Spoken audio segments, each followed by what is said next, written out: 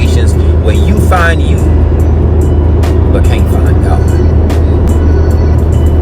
The Bible says that they arrived at the wedding in Canaan. Jesus' mother is there, and I know that he's there by invitation, but he's there because there's something that needs to be developed in the text that maybe we didn't understand before, but I think God would give interpretation to right now. I understand on tonight the significance of being a seed. Because I know that many and much of your growth happens out of their sight and underground. I know a lot of times it seems like God has planted you on the wayside. I'm talking to people on tonight who can say within themselves that I'm real enough to say, God, sometimes it feels like I'm planted and forgotten. It seems like you've placed me here, but then forgot I was here. That when you're living in a place that the grace of God afforded you, but the mercy of God won't pay for you. I'm talking about the lights are off, but you in a beautiful home. I'm talking about you in a great car, but every day I am looking out for when the repossession truck is gonna come. I'm trying to find out, why does mail meet me, but no pre-approval succeeds me. I'm talking to people on tonight who finds themselves working a job but still not getting promoted. You're planted in it, just not growing through it fast enough that people can see your growth and congratulate you on springing forward. I know that when you do happen to decide to resonate with the seed that's inside of you, that you'll be able to sprout up in everything that is the root going down for you. I know that any successful plant, any successful tree, any successful vine is a seed that's planted underground. And many times God will grow you down before he grows you up. What am I talking about on today? A lot of words you want to say, you can't say, but he's working down inside of you. That God will cut you short so that you can become grounded in him and everything that he missioned and meant and called for you to be. And I know that you wanted to grow up and put on the red bottoms. You wanted to grow up and drive in the Benz. You wanted to grow up and have the assignment in intangible form. To walk into the house and into the business. You wanted to be able to look like what you spoke like. But it didn't happen for you because it was happening on the inside, going down. And I know this is an important process here. It's important for him to grow you on the inside, but so nobody else can see. Because a lot of your process has to happen. So he has to ground you, root you, so that when you begin to grow, you don't grow in arrogancy, but you grow in true identity that I am everything that God grew me to be. It says that the vine comes up and begins to sprout. Then the farmer does something crazy. He puts a fence around it.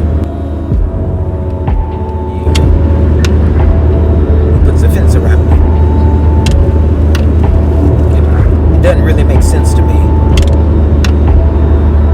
why all my life I've been sheltered,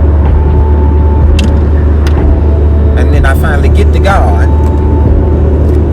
and don't nobody see my growth. And then when I would cuss him out, God holds my tongue because he's rooting me in the ground.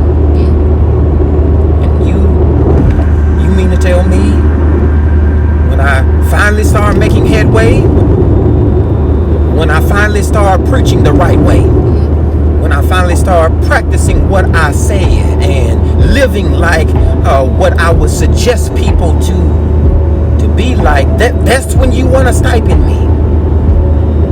That's when you want to wrap me, put a fence around me. That's when you want to shelter me. Because I only put a fence around you.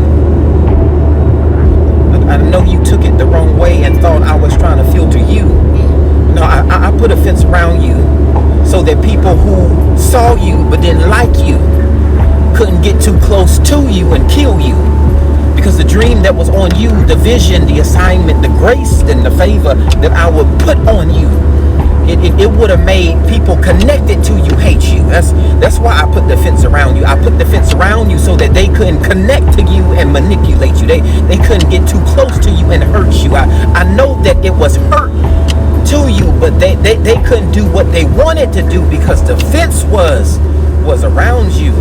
You got to be thankful for when God would shelter you. I'm talking to the Jobs in the room on tonight that can say, God, I know that I've been sheltered, but it hasn't been for my complication. It's been for my protection in the ordination that God has ordained me for just a time like this. I want to push you to this point where after you're grown, after you started to bear fruit, after you become a witness, watch what happens. They take the grape, put it in a container, call it a vac, and they step on them.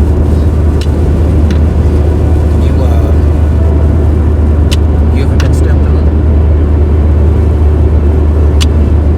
Family's supposed to love you, but they step on you, don't come to support you, don't talk to you, they won't call you, they only want you when they need you.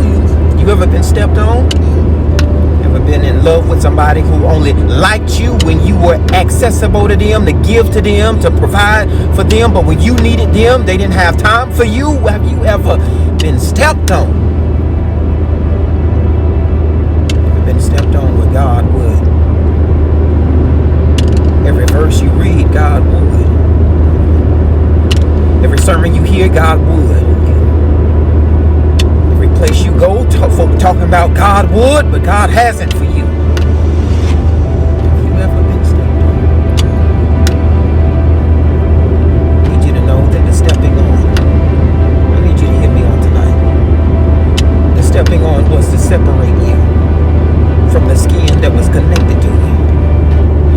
The stepping on was to get the immature seed out of you, so that you can mature to be, if people leave, let them leave.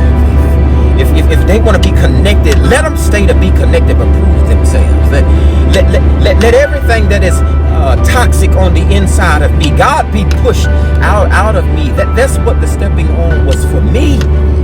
It was not to kill me. It was to develop me. It was to grow me. It was to transform me. Prove it, preacher. The wine comes from being stepped on. Stepped on. If you are in a God, I'm stepped on and don't know why you stepping on me, let me deliver unto you the word that God gave to me. So sometimes you just have to be glad that his foot is on you, because the footprints of Jesus is what is leading and God. It has been what has been keeping the enemy away. It has been what has been directing you and keeping you on the right path. It has been what has been bringing you all along. I know other people doubted you, but the footprints has been on you. You got to know you have a footprint in front of your life. You have the footprint that is directing you along on the way. You got the blueprint that is God has never leaving you, never forgetting you, never forsaking you. That's why he's got his foot on you, and somebody need to know on tonight, you've been too lax. That's why he got his foot on your neck. You got to be able to know God is moving you to grow, to perform in everything that he created you to be. What is the gift of being wise? Identify with. Sometimes it's gonna feel like I'm being stepped on. Never doubt the being stepped on. Don't dispute the being stepped on. Don't negate the being stepped on. Because I know that I can step in any place God ordained me to be in, because I live from being stepped on. That's it. That's all I want to tell you. That when we meet him in a text, Jesus steps in on the scene. Now, if everything else after that, I don't know. You got to read and find out what it say. I just came to deliver the pretext for what he turns the water into. He turned it into the wine, but for him to do that, he had to step in on the scene. I just came to tell you, God is stepping in.